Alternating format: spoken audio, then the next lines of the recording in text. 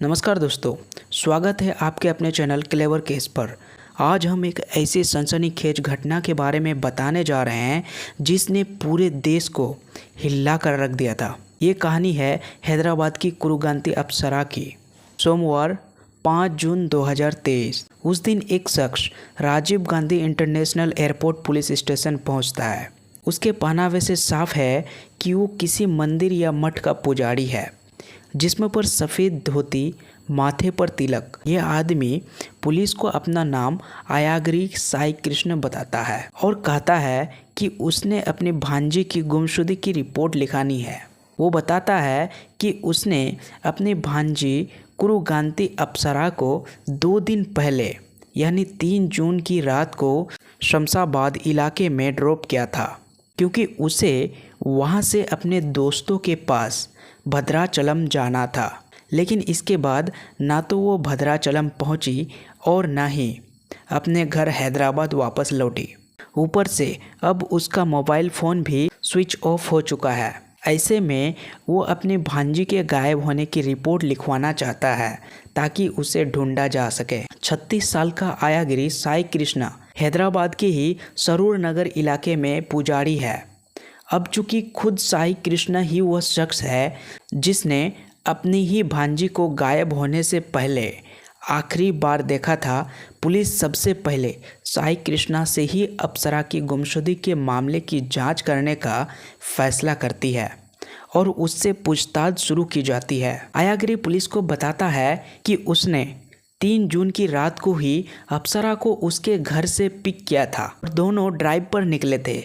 हालांकि उसे अप्सरा को घर वापस नहीं छोड़ना था, बल्कि हैदराबाद के ही बाहरी इलाके शमशाबाद में ड्रॉप करना था, क्योंकि उसे वहां से आगे भद्राचलम जाना था।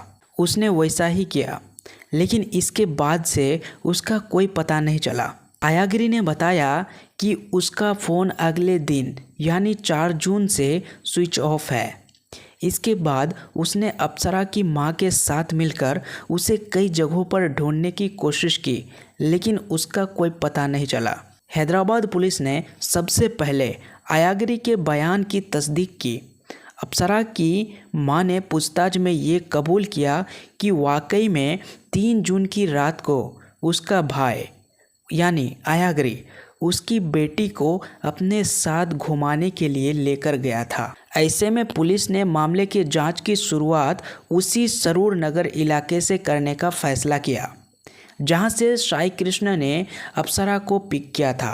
पुलिस ने सरूर नगर से शमशाबाद तक के 21 किलोमीटर के पूरे रास्ते में लगे तमाम सीसीटीवी कैमरों की स्कैनिंग करने की शुरुआत की, ताकि ये पता चल सके कि आखिर अप्सरा कहां से कब और कैसे गायब हो गई। लेकिन जब पुलिस की जांच आगे बढ़ी तो अप्सरा के गुमशुदगी के मामले का पहला क्लू हाथ लग गया था।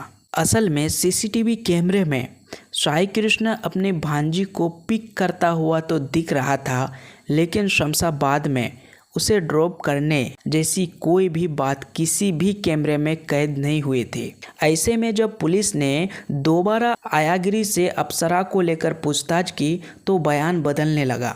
अब खुद मामले की शिकायत करने वाला आयागिरी के ऊपर ही पुलिस का शक गहराने लगा और पुलिस ने उससे सख्ती से पूछताछ की, जिसके सामने वो टूट गया।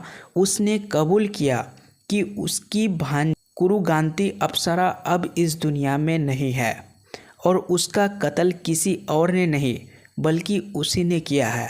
इसके बाद साई कृष्ण ने कत्ल के मोटिव और कत्ल को अंजाम देने से लेकर लाश को ठिकाने लगाने की जो कहानी बताई, उसे सुनकर खुद पुलिस वालों के भी रोंगटे खड़े हो गए।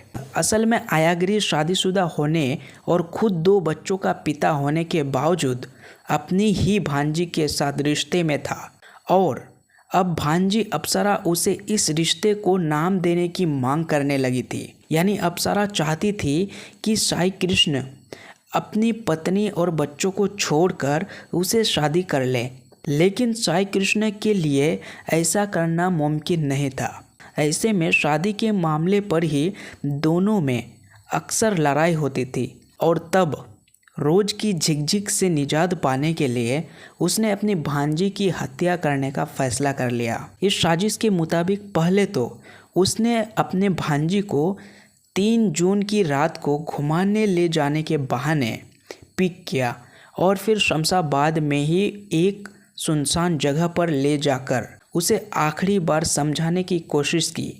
लेकिन जब वो राजी नहीं हुई तो साई कृष्ण ने एक भारी पत्थर से सिर कुचलकर अपने भांजी अप्सरा की हत्या कर दी।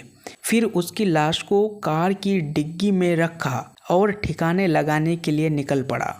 मौका देखकर उसने अपने मंदिर के पीछे और मंडल रेवेन्यू अफसर के दफ्तर के पास एक मैनहोल में पहले अप्सरा की लाश डाल दी और फिर सबूत मिटाने के लिए ऊपर 2 ट्रक मिट्टी भी डलवा दिया। इसी दौरान उसने अप्सरा की मां से मुलाकात कर उसके बारे में पूछताछ की और खुद ही जाकर गुमशुदगी की रिपोर्ट लिखाने की भी बात कही। इस बीच जब एक दिन उसने महसूस किया कि मेन हॉल के ऊपर मिट्टी डलवाने के बावजूद बाहर लाश की बदबू आ रही है, तो उसने मेन हॉल के ढक्कन को सीमेंट से पूरी तरह सील करवा दिया। लेकिन इतना सब कुछ करने के बावजूद गुमशुदगी की रिपोर्ट दर्ज करवाने के बाद खुद अपने ही बयानों पर उलझकर उसकी अपनी पोल खुल गई और उसे गिरफ्तार कर लिया गया। अब पुलिस ने मेन हॉल का ढक्कन खोदकर अप्सरा की लाश बरामद कर ली है और उसे पोस्टमार्टम के लिए भी भेज दिया गया था। दोस्तों, ये कहानी एक चेतावनी है हम सब के लिए। हमें अपने रिश्तों की कदर करनी चाहिए, वरना हम भी ऐसे ही अंजाम को भुगत सकते हैं। अप्सरा की आत्मा को शांति मिले। अगर आपको वीडियो पसंद आया तो इसे लाइक और शेयर ज़रूर करें। चैनल को सब्सक्राइब करना ना भूलें। धन्यवाद।